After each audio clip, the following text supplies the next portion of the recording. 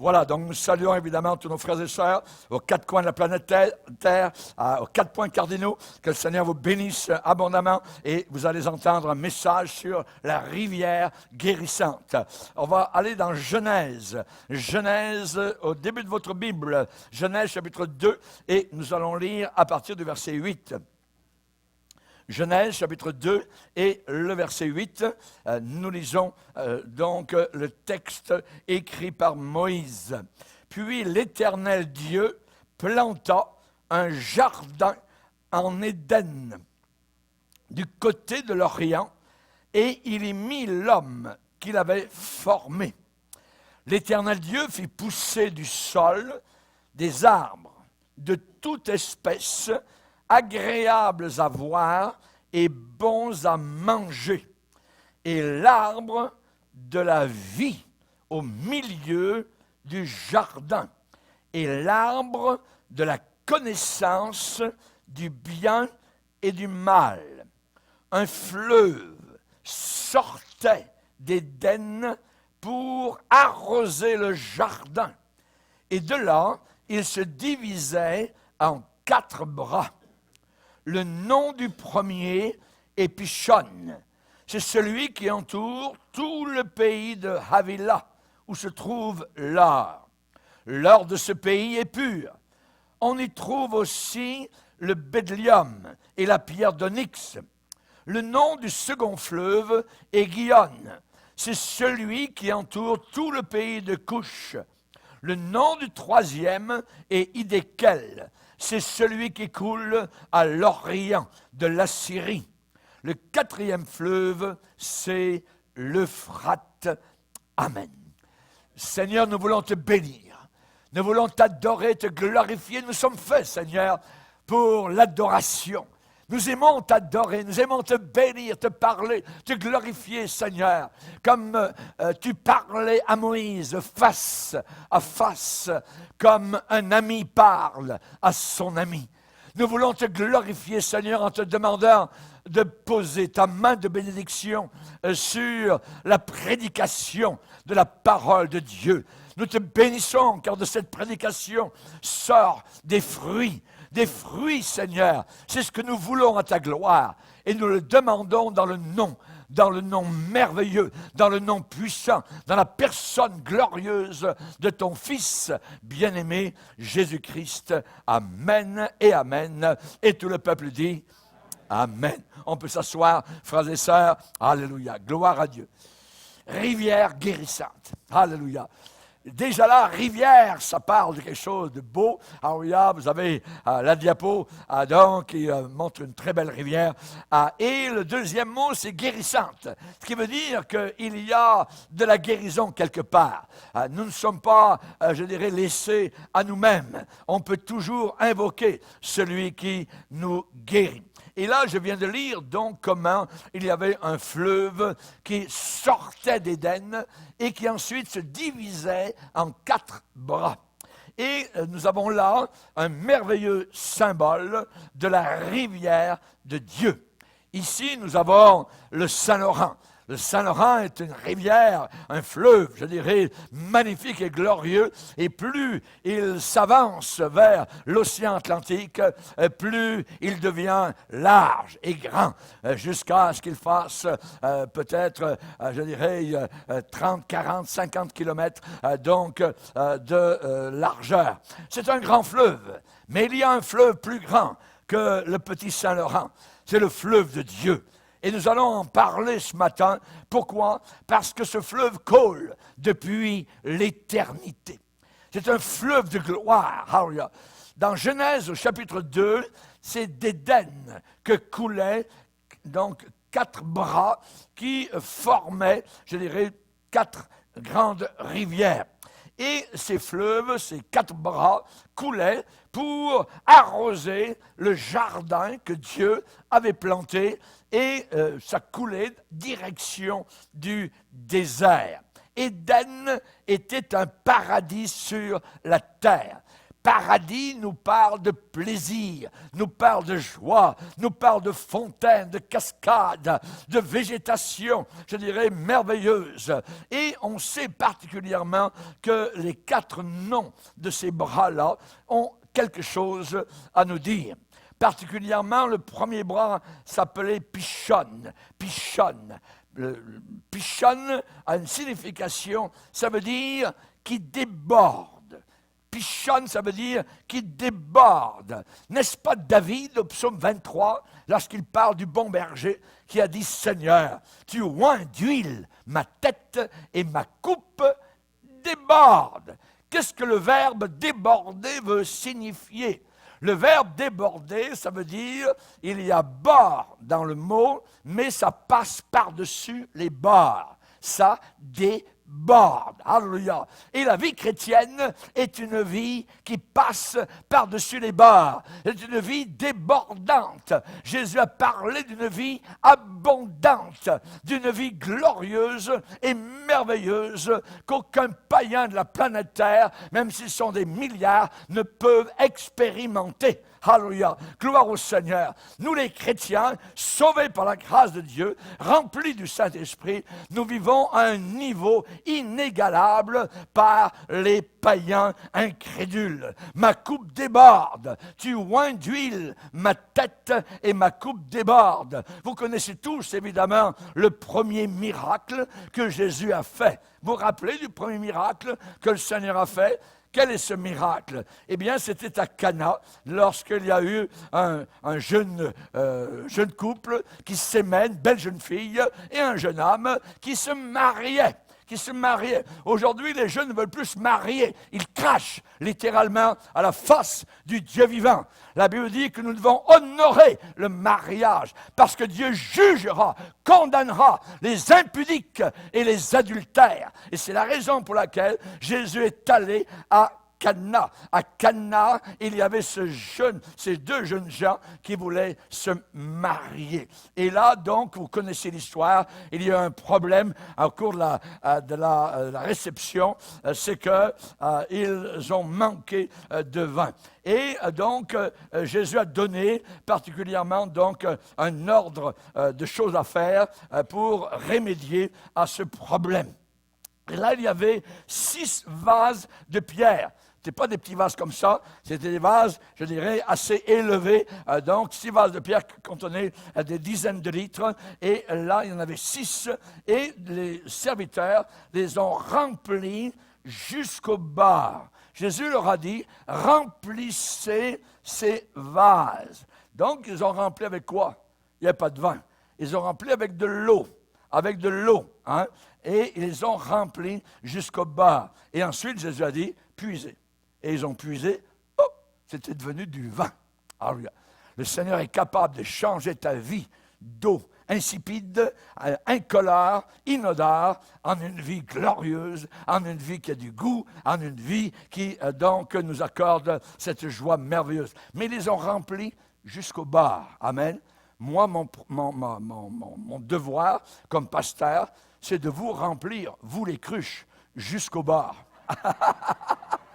Alléluia, alléluia. Vous remplir jusqu'au bord, amen, pour que ça déborde. Pour que ça déborde. Alléluia. Oui, nous sommes des cruches. Oui, je suis une cruche, amen.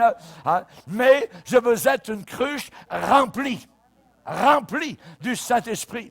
Remplis-moi de ton esprit, Seigneur. Donc, Pishon, c'est le premier fleuve. Ça veut dire qui déborde. Le deuxième, c'est Gihon. Ça veut dire qui coule toujours, qui coule constamment, qui coule toujours. Et avec Dieu, ça coule toujours. Ça ne s'arrête pas, à moins que nous arrêtions les vannes, à moins que nous fermions la communication. Mais du côté de Dieu, il veut toujours que ça coule. Amen. Idékel, troisième fleuve, ça veut dire qu'il coule vite.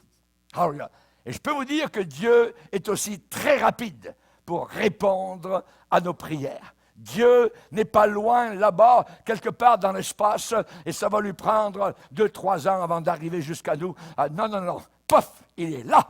À l'instant, il a dit, je suis au milieu de vous, là où 2 ou 3 sont réunis en mon nom. Alléluia. Plus que ça, il est plus proche de nous, il est dans notre cœur. Il est là, à l'intérieur. Amen. Que Dieu soit glorifié. Alléluia. Christ en vous, l'espérance de la gloire. L'espérance de la gloire. Nous, les chrétiens, on s'en va vers la gloire. Ici, ce sont des choses visibles. Il y a des gens qui disent, si je ne vois pas, je ne croirai pas. Ah ben, mon ami, c'est mieux de croire sans voir. Jésus a dit que si tu crois, tu verras la gloire de Dieu. Il n'a pas dit si tu vois. Voyez, si tu vois, il a dit si tu crois, tu verras la gloire de Dieu. 1, croire. 2, nous verrons. Nous ne regardons pas aux choses visibles, mais nous regardons à celles qui sont invisibles. Parce que les choses visibles sont passagères, mais les choses invisibles sont éternelles. Éternelles. Alléluia. Un jour, il n'y aura plus cette terre sur laquelle nous sommes. Même la planète Terre n'existera même plus. Il y aura une nouvelle terre, autre chose, que Dieu va créer. Alors, ne vous attachez pas aux choses de la terre. Amen. Alléluia. Nous regardons à celles qui sont invisibles. C'est quasiment... on ne comprend pas. Nous regardez à quelque chose que nous ne voyons pas. Comment ça peut se faire? Uniquement par la foi. Uniquement par la foi. Alléluia. Gloire au Seigneur. Que Dieu soit béni. J'aimerais vous dire que Dieu, alléluia, eh bien, a placé l'homme dans ce jardin. Il a placé l'homme, donc nos arrière-grands-parents, Adam et Ève, dans un endroit, donc merveilleux, un endroit paradisiaque. Et je dirais que ce fleuve qui a commencé à couler, eh bien, continue à couler de la Genèse jusqu'à l'Apocalypse. Qu'est-ce que Jean a vu? Il dit, et il me montra un fleuve d'eau de la vie, là-haut dans la gloire, limpide comme du cristal qui sortait, non pas d'Éden, mais du trône de Dieu. Directement du trône de Dieu, un fleuve qui sortait, limpide comme du cristal. Vous parlez de l'environnement, je peux vous dire que là-haut, l'environnement sera parfait. Alléluia. Merci Seigneur. Merci Seigneur. Quelle belle image nous avons là du Saint-Esprit. Alléluia. Dans beaucoup de ses attributs et dans beaucoup de ses manifestations. Pichonne qui déborde, Guyane qui coule toujours, Hiddekel qui coule vite et l'Euphrate qui coule gentiment et donc avec douceur. Merci Seigneur.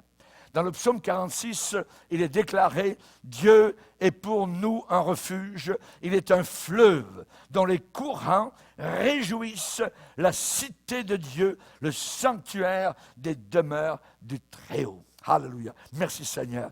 Moi j'ai hâte, alléluia, là-haut dans la gloire, de me baigner dans ce fleuve. Alléluia. Avec mon épouse, on aime beaucoup se baigner, voyez. Alléluia. L'été, on aime trouver un lac quelque part, voyez, et là, on nage. Amen. Cette année encore, amen, on est allé d'un endroit de la plage jusqu'à une petite île là-bas. Ça nous a pris aller-retour 48 minutes, voyez, aller-retour, non-stop, et je bénis le Seigneur. Mais j'aimerais me baigner là-haut dans la gloire, dans ce fleuve cristallin, ce fleuve merveilleux, le fleuve de Dieu, et y nager littéralement, alléluia, parce que c'est glorieux ce que nous allons vivre là-haut dans la gloire éternelle. Alléluia. Merci Seigneur. Jean chapitre 7, Jésus a parlé particulièrement un jour à la fête des tabernacles à Jérusalem, et c'était le dernier jour de la fête, le tout dernier jour, alors que les gens allaient repartir, allaient arrêter donc toutes les cérémonies d'occasion à la fête des tabernacles. Et il est dit que dans l'évangile de Jean, le dernier jour, le grand jour de la fête, Jésus se tenant debout, s'écria, si quelqu'un a soif, qu'il vienne à moi et qu'il boive. Celui qui croit en moi, des fleuves d'eau vive couleront de son sein, comme dit l'Écriture. Oh, de quoi voulait-il parler? Eh bien, Jean explique. Et il ajoute, Jésus dit cela du Saint-Esprit que devaient recevoir ceux qui croiraient en lui, parce que l'Esprit n'était pas encore déversé parce que Jésus n'avait pas encore été glorifié. Ce qui veut dire que le jour de la Pentecôte, quand le Saint-Esprit est descendu sur les 120 disciples réunis depuis 10 jours dans la prière, l'adoration et la louange, le fleuve a commencé à couler. Alléluia. Il a commencé à couler. Amen. Si quelqu'un a soif, voilà, je dirais, la condition de cette promesse. Généralement, le Seigneur, quand il donne des promesses, il y a toujours une condition qui est attachée à la promesse. Mes brebis entendent ma voix et elles me suivent, et personne ne les ravira de ma main. Donc, la promesse, personne ne les ravira de ma main. Mais la condition, mes brebis me suivent. Mes brebis entendent ma voix. Amen. Et à ce moment-là, nous sommes dans la main du Seigneur. Alléluia. Gloire au Seigneur. À l'occasion de la fête des tabernacles, il y avait une célébration spéciale à Jérusalem. Les Juifs avaient 7 sacrificateurs qui descendaient donc du temple jusqu'à la piscine de Siloé avec 7 vases d'argent remplis d'eau, pendant que 7 autres sacrificateurs versaient de l'eau sur l'autel. Et il y avait 7 autres sacrificateurs qui soufflaient dans 7 trompettes pour louer le Seigneur. Et c'est à ce moment-là même que Jésus s'est écrié « Si quelqu'un a soif, qu'il vienne à moi !» Alléluia. Des fleuves d'eau vive couleront de son cœur. Merci Seigneur. Gloire à Dieu. As-tu soif du Seigneur? Est-ce que les fleuves coulent ce matin dans ton cœur? Alléluia. Gloire à Dieu. Gloire au Seigneur. C'est une glorieuse interprétation du sens de verser de l'eau sur l'autel. C'est lui, le Fils de Dieu, qui nous plonge dans le Saint-Esprit. C'est lui qui nous baptise dans le Saint-Esprit. Jean-Baptiste, en baptisant les gens dans l'eau, dans le Jourdain, à ce moment-là, disait « Moi, je vous baptise dans l'eau, mais celui qui vient après moi est plus grand que moi. Et lui, il vous baptisera du Saint-Esprit et de feu. Alléluia. Gloire à Dieu. Gloire au Seigneur. Mon frère, brûles-tu? Ma sœur, brûles-tu? Est-ce qu'il y a le feu dans ton cœur? Est-ce que la flamme a été allumée? Non pas par toi-même ou par quelqu'un d'autre, mais allumée par le feu qui brûle sur l'autel céleste dans la gloire éternelle. Alléluia. Il y a une rivière. Alléluia. Le ruisseau de Dieu est plein d'eau. Le ruisseau de Dieu n'est pas un petit filet, voyez, qui coule, c'est plein d'eau, c'est rempli. Quand Dieu veut nous bénir, spirituellement parlant, il veut nous bénir en abondance. Alléluia, gloire au Seigneur. Lorsque le peuple d'Israël était dans le désert et qu'ils ont commencé à murmurer, ils sont sortis d'Égypte, ils ont vu la gloire de Dieu, ils ont vu des montagnes d'eau se dresser d'à côté d'eux, jusqu'à environ, je ne sais pas, 100 mètres de hauteur. Ils étaient au fond et ils ont marché pendant environ 17 kilomètres. Et nous connaissons aujourd'hui l'endroit exact de la plage sur laquelle ils ont commencé à descendre dans la mer pour arriver de l'autre côté en Arabie Saoudite d'aujourd'hui. Et le mont Sinaï, il est là, en Arabie Saoudite, lorsque Dieu est descendu en haut, rappelez-vous, avec le tonnerre, avec les éclairs, et il y a une montagne en Arabie reconnue pour être le mont Sinaï, et en haut, tout est brûlé, toutes les pierres sont calcinées lorsque Dieu est descendu avec le feu, avec les tonnerres, avec sa gloire, avec la fumée. Et en bas, il y a une vallée et tout le peuple, 2 à 3 millions de personnes, tremblaient comme une feuille devant la puissance de Dieu. Alléluia. Ils ont vu tout cela. Ils ont vu la gloire de Dieu. Amen. Et lorsqu'ils sont traversés la mer Rouge, et il y avait 200 000 Égyptiens qui étaient derrière eux, avec 50 000 cavaliers, qui sont tous morts dans la mer Rouge, comme des poissons, morts. Et Dieu a dit, regardez les Égyptiens, vous ne les verrez plus jamais. vous ne les verrez plus jamais. Notre Dieu est tout-puissant. Ils ont vu la gloire de Dieu. Ils ont vu la gloire de Dieu. À un moment donné, ils avaient soif, ils sont arrivés à un endroit, ils ont bu de l'eau, ils l'ont recrachée aussitôt. Elle était amère. Ils ont appelé ce lieu Mara, amère. Alors Moïse ne savait pas quoi faire. Quand vous avez 2 à 3 millions de personnes sans eau, qu'est-ce que vous faites? Vous demandez au Seigneur. Seigneur, Et le Seigneur lui a dit, tu vois là-bas, il y a un bois spécial. Va prendre ce bois et tu vas le jeter dans l'eau. Moïse est allé, a pris le bois et a jeté le bois dans l'eau. Et il a dit, goûtez. Et ils ont commencé. Oh, elle était devenue douce. Est-ce qu'aujourd'hui, il y a une mare devant toi d'amertume, un lac d'amertume? Alors il faut aller au calvaire, le bois du calvaire, la croix, et lancer la croix dans cette situation. Et tu vas pouvoir boire. Toi qui dis, je ne l'avale pas, je ne peux pas avaler ça, je ne peux pas accepter ça. Tu vas l'avaler, tu vas boire, parce que la situation va devenir douce à cause de la croix, à cause de ce que Christ a fait sur le bois du calvaire. Merci Seigneur. Ils ont vu des choses extraordinaires. Et voilà qu'ils sont arrivés à un endroit, encore, à Réphidim, où il n'y avait pas d'eau non plus là. Et Dieu a dit à Moïse, tu vas prendre ta verge, la même avec laquelle tu as fait le miracle d'ouvrir la mer Rouge, et tu vas frapper le rocher. Et nous savons, c'est identifié, il y a un immense rocher qui s'élève au-dessus de la plaine, à un endroit, Réphidim aujourd'hui encore, où nous voyons ce rocher qui a été frappé, qui est coupé comme en 2. Ah oui. Il est très élevé, très élevé. Vous voyez, je ne sais pas s'il a 20 mètres de hauteur, 30 mètres de hauteur, et Moïse a frappé ce rocher, et soudain, des milliers de gallons d'eau sont sortis de ce rocher-là, et ils ont bu à satiété.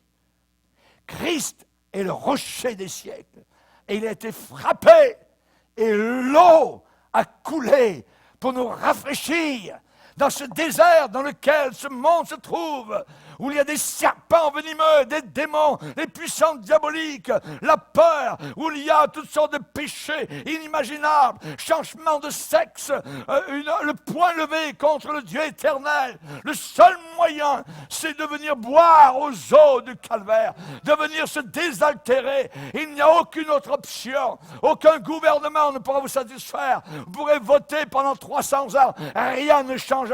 Vous avez besoin d'un changement dans votre cœur en venant à la croix du calvaire. C'est le seul et unique moyen pour être satisfait. Alléluia. Merci Seigneur. Merci Seigneur. La rivière de la vie. Alléluia. La rivière de la vie. Merci Seigneur. Qui sort du trône de Dieu. Qui sort du sanctuaire de Dieu. C'est l'emblème du Saint-Esprit, de l'esprit de vie. Alléluia. Joël, le prophète, a déclaré, il y aura de l'eau dans tous les torrents. Une source sortira aussi de la maison de l'Éternel. Alléluia.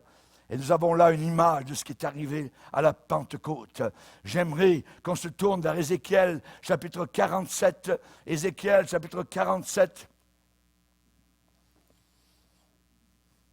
Ézéchiel, chapitre 47, verset 1er.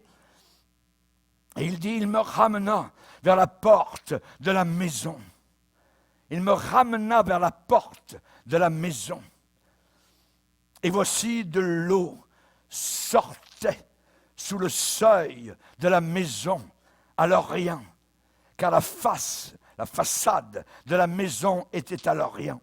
L'eau descendait sous le côté droit de la maison, au midi, au sud de l'autel. Il me conduisit par le chemin de la porte septentrionale au nord, et il me fit faire le tour par dehors jusqu'à l'extérieur de la porte orientale. Et voici l'eau coulait du côté droit. L'eau coulait du côté droit. Alléluia. Merci Seigneur. Les eaux du sanctuaire. Alléluia. C'est une image de ce qui est arrivé à la Pentecôte. La rivière est sortie du temple spirituel, a touché 120 personnes.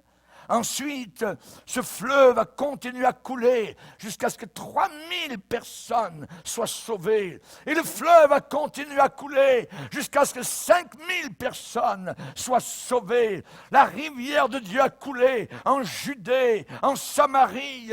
Elle a touché l'Empire romain, l'Asie, toutes les nations du monde et continue encore à couler aujourd'hui sur tous les continents de la planète Terre. Ce fleuve est sorti là-haut du trône du Seigneur. Alléluia. Il est dit, et nous l'avons lu, voici de l'eau sortait sous le seuil de la maison. C'était les eaux du sanctuaire, les eaux spéciales qui sortaient, qui jaillissaient du côté de l'autel. L'autel, c'est là où une offrande avait été saignée, où une offrande avait été offerte au Dieu éternel. Et à la croix du Calvaire, la Bible déclare qu'ils ne lui rompirent pas les jambes, mais un des soldats lui perça le côté avec une lance, et aussitôt il en sortit du sang et de l'eau. Il en sortit du sang et de l'eau. Alléluia. Nous avons lu ici, l'eau descendait sous le côté droit de la maison. Alléluia. Gloire à Dieu. Christ est notre maison. Alléluia. Et de son côté est sortie de l'eau. Alléluia. L'eau de l'amour, l'eau de la bénédiction, l'eau de la grâce. Et c'est l'apôtre Jean qui déclare dans 1 Jean, chapitre 5 et au verset 6, cette grande vérité. 1 Jean, chapitre 5 et au verset 6, c'est lui, Jésus-Christ, qui est venu avec de l'eau et du sang. Non avec l'eau seulement, mais avec l'eau et avec le sang. Et c'est l'Esprit, le Saint-Esprit, qui rend témoignage parce que l'Esprit est la vérité. Merci Seigneur. Merci Seigneur. Nous nous enfonçons aujourd'hui dans des grandes vérités bibliques. Cela est très, très important. Le sang nous parle du salut. Le sang nous parle de la rédemption. Et l'eau nous parle du Saint-Esprit.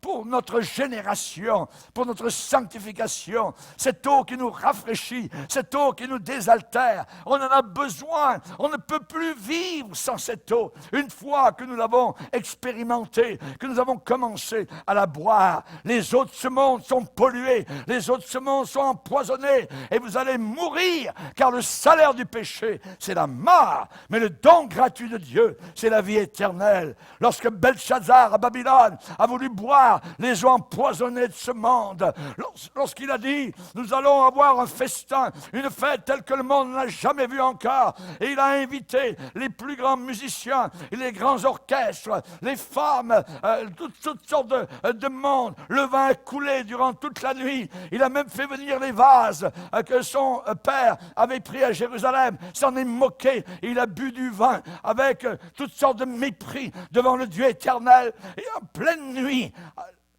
tout le monde s'est arrêté. Vous auriez pu entendre une aiguille tomber à terre. Une extrémité de main est apparue sur la muraille de chaux, en bougeant et en écrivant. Et cet homme s'est mis à trembler. Il a fait dans ses culottes. Il avait le pouvoir entre les mains, mais l'extrémité de main était en train d'écrire son jugement. Pesé, compté. Il avait été pesé dans les balances et il avait été trouvé léger. Compté. Ses jours étaient comptés et cette nuit même, il allait descendre en enfer. Ce playboy qui était en train de danser il y a quelques instants avec les filles les plus sexy, maintenant avait peur et tremblait devant une extrémité de main qui avait écrit. Ils sont allés voir les astrologues, ils sont allés voir ceux qui font de l'occultisme, les lucifériens, ils sont allés voir les homosexuels, ils sont allés voir tous ces gens-là. Personne n'a pu comprendre ce qui était écrit. Seul l'homme de Dieu qui connaissait Dieu, a été appelé Daniel, le prophète Daniel. Et il a dit, jeune roi, tu t'es moqué de Dieu, tes jours sont comptés, tu as pensé passer au travers et rire de Dieu, tu ne peux pas. Parce qu'on ne se moque pas de Dieu, ce qu'un homme sème, il le récoltera aussi. Alléluia, alléluia. J'aimerais vous dire, si vous buvez aux eaux de ce monde, vous allez périr. Les eaux empoisonnées de ce monde, il faut boire aux eaux du Seigneur, aux eaux cristallines, à la parole de Dieu. Cette eau coule, et elle coule depuis le calvaire, elle coule depuis le cœur brisé de Jésus pour chacun de nos péchés. Alléluia. Un des soldats lui perça le côté avec une lance. Il en sortit du sang et de l'eau. Du sang et de l'eau. Alléluia. Lorsque Ézéchiel, dans Ézéchiel 47, a vu cette eau qui sortait du sanctuaire, il a dit, c'est inimaginable ce que je suis en train de voir. Qu'était-il en train de voir? Il était en train de voir un fleuve qui commençait à couler et qui sortait du sanctuaire. Et il est dit, lorsque l'homme, verset 3, Ézéchiel 47, lorsque l'homme s'avança vers l'Orient, il avait dans la main un cordeau, et il mesura 1000 coudées, il me fit traverser l'eau. Et j'avais de l'eau jusqu'aux chevilles. Il mesura encore 1000 coudées, et me fit traverser l'eau. Et j'avais de l'eau jusqu'aux genoux. Il mesura encore 1000 coudées, il me fit traverser, et j'avais de l'eau jusqu'aux reins. Il mesura encore 1000 coudées, c'était un torrent que je ne pouvais pas traverser, car l'eau était si profonde qu'il fallait y nager. C'était un torrent qu'on ne pouvait traverser. Alléluia. Merci Seigneur pour le torrent du Saint-Esprit, le torrent de l'Esprit de Dieu. Alléluia. L'eau coulait du côté droit. Tout ce que nous avons dans le Saint-Esprit trouve son origine dans le côté de Jésus. Et dans son côté, qu'est-ce qu'il y avait? Son cœur. Son cœur était là. Tout ce que nous avons, tout ce que nous sommes, aujourd'hui, nous vient de son amour envers chacun. Chacun. Pas uniquement pour le pasteur, pour toi aussi. Pour toi aussi. C'est inimaginable. Comme il nous aime. Nous n'avons pas connu un amour comme cela ici-bas sur cette terre. Mais lui, il nous aime. Il a aimé des impies. Au point de donner sa vie même. Alléluia. Gloire au Seigneur. En tant que rachetés, en tant que croyants, justifiés, nous avons le droit de recevoir maintenant la bénédiction d'Abraham qui vient sur les gentils par Jésus-Christ. Alléluia. Merci Seigneur. Alléluia. C'est l'apôtre Paul qui nous parle de cela dans Galates, chapitre 3, et au verset 14. Que dit-il? Il parle d'Abraham et il parle de la bénédiction. Il dit, afin que la bénédiction d'Abraham eût pour les païens, c'est nous, voyez, on n'est pas des Juifs, hein, son accomplissement en Jésus-Christ, et que nous ressuscions par la foi l'Esprit qui avait été promis. Que nous recevions par la foi l'Esprit qui avait été promis. Alléluia. Les eaux du Saint-Esprit sortent du sanctuaire, sont des eaux vives. Ce ne sont pas des eaux stagnantes, des eaux qui pourrissent sur place, qui ne bougent pas. Non, non, non, non. Voyez, ce ne sont pas de mauvaises eaux. Ce ne sont pas des eaux empoisonnées. Lorsque quelqu'un devient chrétien et qu'il en parle autour de lui, on dirait qu'il vient de commettre la pire méchanceté de la terre. Voyez? Ou vous dites à quelqu'un, est-ce que tu aimerais lire la Bible? Voyez? Ah, mais non, c'est écrit par des hommes. Mais il ne l'a jamais lu, mais il répète ce que le diable lui dit. Voyez? Il faut connaître l'activité du Saint-Esprit, la vie de l'Esprit, la stimulation du Saint-Esprit. Une fois que nous sommes à Jésus, comment le quitter? Comment l'abandonner? Comment reculer? Voyez? Ne vous faites pas tirer l'oreille par un démon ici, par un démon de l'autre côté. Restez dans le chemin. restez dans la droiture, restez, hallelujah, avec Jésus. Si vous demeurez en moi et que je demeure en vous, vous porterez beaucoup de fruits. Beaucoup de fruits, a dit le Seigneur Jésus. Alléluia. C'est David lui-même qui a parlé du Saint-Esprit. Et lorsqu'il parle à la fin de sa vie, il dit « L'Esprit de l'Éternel parle par moi ». Quelqu'un va dire « Mais il est donc bien orgueilleux, David. » Non, il est très humble. Il ne dit pas cela par orgueil. Il dit simplement la réalité. L'Esprit de l'Éternel parle par moi et sa parole est sur ma langue. Actuellement, tu es en train d'être touché par le Saint-Esprit. Il y a quelque chose qui frémit dans ton cœur. Il y a comme une corde sensible qui est touchée. Ça, c'est le Saint-Esprit. Et la parole que tu entends, c'est la parole de Dieu qui est là pour te dire toutes les bénédictions ne viendront jamais de ce monde, mais toujours du sanctuaire, du côté percé de mon Fils. Alléluia. Merci Seigneur. Quand nous recevons le baptême dans le Saint-Esprit, nous ne recevons pas tout ce que Dieu a pour nous, mais seulement ce sont des portes qui se déverrouillent pour rentrer dans nos possessions spirituelles de Canaan. Alléluia. Gloire à Dieu. Merci Seigneur. Paul a prié pour les Éphésiens qui avaient déjà reçu le baptême dans le Saint-Esprit. Que dit-il dans sa prière pour eux? Afin que le Dieu de notre Seigneur Jésus-Christ, le Père de gloire, vous donne un esprit de sagesse et de révélation dans sa connaissance. Et de révélation dans sa connaissance. Je peux vous dire que depuis que je suis chrétien, 50 ans, eh bien, ça n'arrête jamais. Dieu continue à se révéler à mon cœur. C'est tout le temps, moi, je n'avais jamais vu ça. Pourtant, j'avais lu, mais je n'avais pas compris certaines choses de la parole de Dieu. Et le Saint-Esprit, plus on s'avance, plus on grandit dans les voies de Dieu, on apprend. Et on peut ne jamais s'arrêter d'apprendre. Et je crois que là-haut dans la gloire, nous continuerons à apprendre. Alléluia. Merci Seigneur. Que Dieu vous donne un esprit de sagesse et de révélation dans sa connaissance. Alors ici, nous avons Ézéchiel, et là, il reçoit une injonction, il voit le fleuve de Dieu, et là, on lui demande de s'avancer vers le fleuve. Et là, il va faire quelque chose, il va dire, je m'avançais, et j'avais de l'eau jusqu'aux chevilles. Jusqu'aux chevilles. Donc, il est à côté.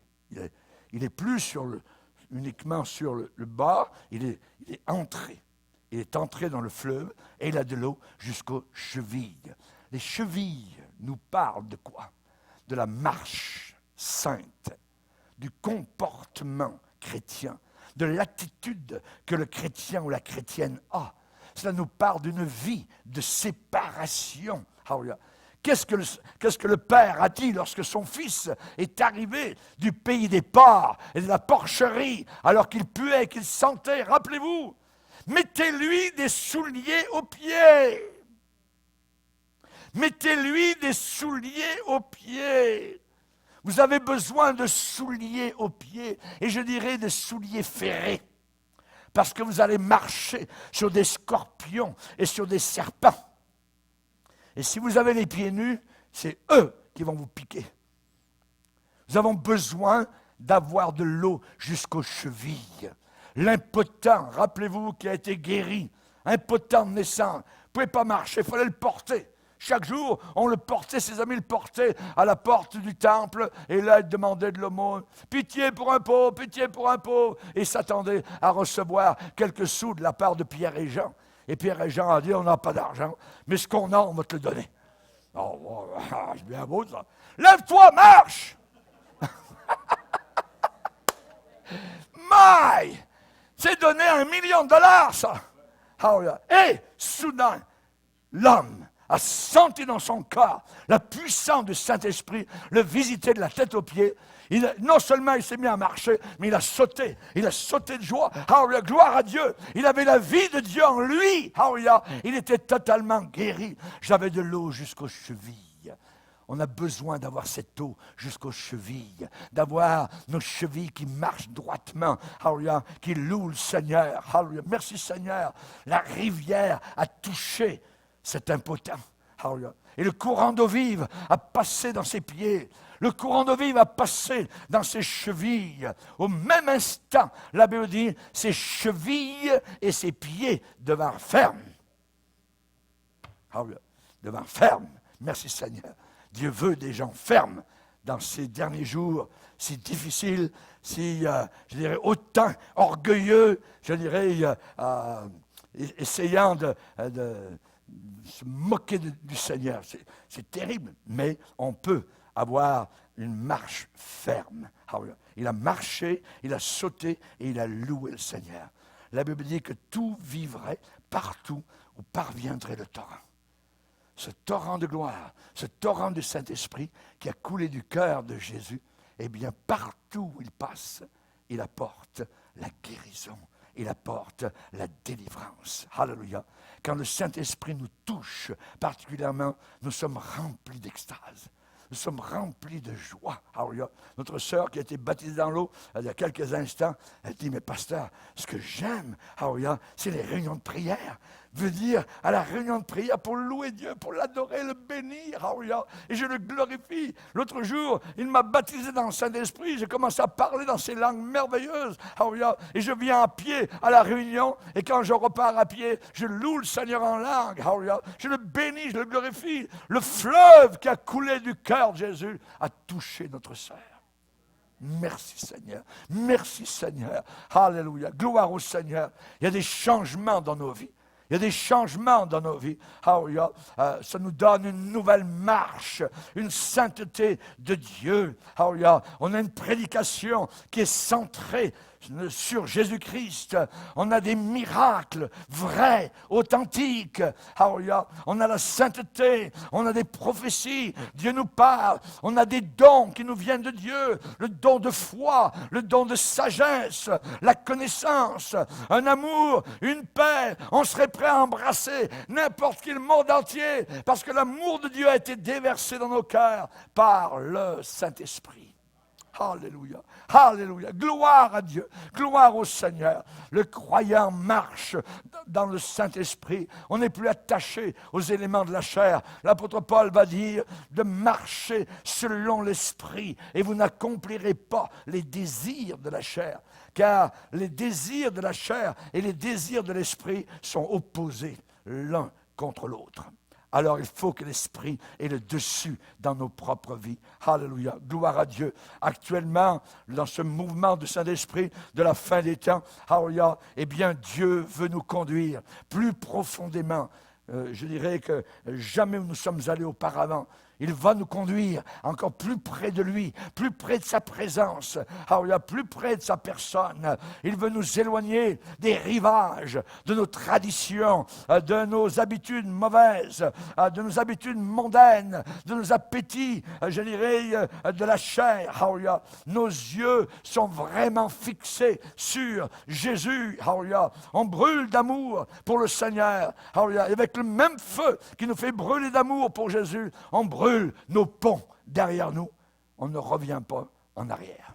On a mis les mains à la charrue et quiconque regarde en arrière, veut retourner en arrière, n'est pas digne du royaume de Dieu. Alléluia. Les conquistadors espagnols, alléluia, qui sont allés en Amérique du Sud, ont vu qu'il y avait un problème parce que les gens locaux qu'ils voulaient attaquer, eh bien, se défendaient. Il y avait des soldats espagnols qui voulaient retourner vers les bateaux en bas, là-bas, dans la baie. Alors, un des commandants a dit, les bateaux, vous allez les brûler. Ils ont brûlé leurs bateaux. Comme ça, personne ne pouvait retourner. Je vous demanderai de faire la même chose. Vos petits bateaux, les petites barques qui vous ramènent vers le monde, brûlez-les. Brûlez-les. Alléluia. Alléluia. C'est la victoire. On avance Et contre l'ennemi, nous sommes plus que vainqueurs. Que Dieu soit glorifié. Amen. Le Saint-Esprit ne vous conduira jamais en arrière. Le Saint-Esprit ne vous conduira jamais en arrière. Toujours en avant. Alléluia. En avant glorieusement et dans la vérité. Le Saint-Esprit vous conduira, a dit Jésus, dans toute la vérité. Ce monde ne veut pas entendre le mot vérité. Parce qu'ils vivent tellement dans le mensonge qu'ils croient leur mensonge. Nous, nous marchons dans la vérité. Et nous resterons dans la vérité. La vérité nous a libérés du péché, de l'erreur, de la religion, et nous resterons en Jésus. Jésus a dit, je suis le chemin, la vérité et la vie. Thomas a dit, Seigneur, tu dis que tu t'en vas, mais on ne sait pas où tu t'en vas. Quel chemin? Si tu pars, on sera des orphelins. Je ne vous laisserai pas orphelins. Le Saint-Esprit vous conduira dans toute la vérité. Je suis le chemin. Je suis la vérité. Je suis la vie. Suis Jésus et tu es tout avec Jésus. Il va prendre soin de toi. Amen. Alléluia. Gloire au Seigneur. La Bible déclare que Ézéchiel a été conduit plus loin. Et là, particulièrement, eh bien, le Seigneur lui a demandé d'aller plus loin. Et là, il va dire, j'avais de l'eau, non plus jusqu'aux chevilles, mais j'avais de l'eau jusqu'aux genoux. Jusqu'aux genoux. Moi, je ne suis pas tellement, je dirais, pour la théologie, mais je suis beaucoup pour la genoologie. La genoologie, amen. Ça veut dire apprendre à prier, à chercher Dieu. Et vous allez voir comment Dieu va répondre. Mais il faut évidemment avoir de l'eau jusqu'aux genoux. Il faut que le fleuve qui a coulé du côté de Jésus touche nos genoux. Ces genoux qui ne veulent pas plier. Hein? Ça ne veut pas dire qu'on ne peut pas prier en marchant, en restant debout. Mais vous comprenez que le Seigneur veut que nos cœurs s'agenouillent devant sa présence pour le chercher. Daniel à Babylone, 3 fois par jour, 3 fois chaque jour, pliait les genoux devant le Seigneur de gloire. Et il adorait le Seigneur. Pas étonnant qu'il pouvait descendre dans la fosse aux lions et les lions ne le touchaient pas. Amen. Alléluia. Gloire au Seigneur. La prière. On n'a pas besoin de plus de théologie, mais on a besoin de plus de genoux qui plient devant le Seigneur. Seigneur, fais de nous un peuple qui t'adore, qui te prie. Alléluia. On peut avoir bien moins de prédicateurs ou de prédications. On en entend des centaines. On a besoin de gens qui prient, qui se tiennent devant le Seigneur de gloire. Alléluia. Gloire au Seigneur. Vous savez, quand la femme de David s'est moquée de lui, quand elle l'a vu en train d'adorer le Seigneur et puis d'être là, de glorifier le Seigneur, elle dit, c'est ça mon mari, tout ça. Elle l'a vu du haut du palais royal, tout ça. Elle s'est moquée. Vous savez ce que David a fait? David a dit, j'ai fait cela comme au Seigneur. Et si je devais le refaire, je le referais encore. Il ne s'est pas laissé détourner par une moqueuse, parce qu'elle ne voulait pas qu'il prie, qu'il adore le Seigneur. Non, David a continué à servir le Seigneur. Approchons-nous avec un cœur sincère, dans la plénitude de la foi, les cœurs purifiés de toute mauvaise conscience. Les cœurs purifiés. As-tu mauvaise conscience aujourd'hui? Le sang de Jésus va te laver complètement de toute mauvaise conscience. Il est tout puissant. Viens vers le Seigneur. Et ensuite, il dit, on me fit traverser. Et là, j'avais de l'eau jusqu'au rein. Jusqu'au rein. Là, il descend. Au début, c'était les chevilles. Ensuite, il est jusqu'aux genoux. Ensuite, jusqu'au rein. Donc, on voit, il descend dans le fleuve de l'esprit. Dans le fleuve de la vie. Les reins nous parlent de quoi? Les reins nous parlent de fruits. Porter du fruit. Dieu dit à Jacob, sois fécond et multiplie. Une nation et une multitude de nations naîtra de toi et des rois sortiront de tes reins. De tes reins. Porter du fruit. Remplis-moi, Seigneur, de tes vives eaux. Que le fleuve coule, coule, coule. Dans Colossiens, on nous parle de la prière de l'apôtre Paul. Et il dit porter des fruits en toutes sortes de bonnes œuvres. Quel est le fruit que Dieu recherche? Le fruit que Dieu recherche, c'est le fruit, pas les fruits, le fruit de l'esprit. Le fruit de l'esprit. C'est l'esprit qui porte ses fruits au travers de nous. Alors, le fruit de l'esprit, l'amour, la joie, la paix, la patience, la persévérance, la bonté, ainsi de suite. Ça, c'est le fruit du Saint-Esprit. C'est comme une grappe avec plusieurs grains de raisin. Alléluia. J'avais de l'eau jusqu'au rein. Seigneur, je veux descendre dans ton fleuve. Je veux avoir de l'eau jusqu'au rein. Je veux porter du fruit à ta gloire. Alléluia. Jésus a dit, je suis le vrai cep. Vous, vous êtes les branches. Mon Père, lui, c'est le vigneron. Il émonde les branches. Il les coupe pour qu'elles portent encore plus de fruits. Ce que le Seigneur veut, c'est que nous portions plus de fruits. Notre Dieu veut du plus. Alléluia. Plus de fruits. Et plus les branches sont émondées, plus elles portent du fruit. Plus je suis rempli du Saint-Esprit, plus mes genoux sont enfoncés dans la prière, plus je porte du fruit à la gloire de Dieu. Et ce sera un fruit qui restera même quand je serai parti. Alléluia. Gloire au Seigneur. Et là, on lui a dit, eh bien, il faut aller plus loin. 1000 coudées. Et là, il dit, Ézéchiel dit, c'était un torrent que je ne pouvais pas traverser. Parce que l'eau était si profonde, qu'il fallait y nager. Alléluia. Comment est-ce que vous nagez? Ça veut dire, quand vous nagez, vous n'avez plus pied. Vous savez qu'au début, les gens qui ne savent pas trop nager, ils veulent nager juste là où il y a le fond qui n'est pas trop loin, tout ça. Vous voyez? Mais avec le Seigneur, il nous emmène dans des régions où il faut nager. On n'a plus pied. Il faut s'abandonner. Et avec les bras, vous allez reconnaître que l'eau va vous porter. La puissance de l'Esprit va vous porter pour passer au travers de n'importe quelle situation. Baissons nos têtes et prions.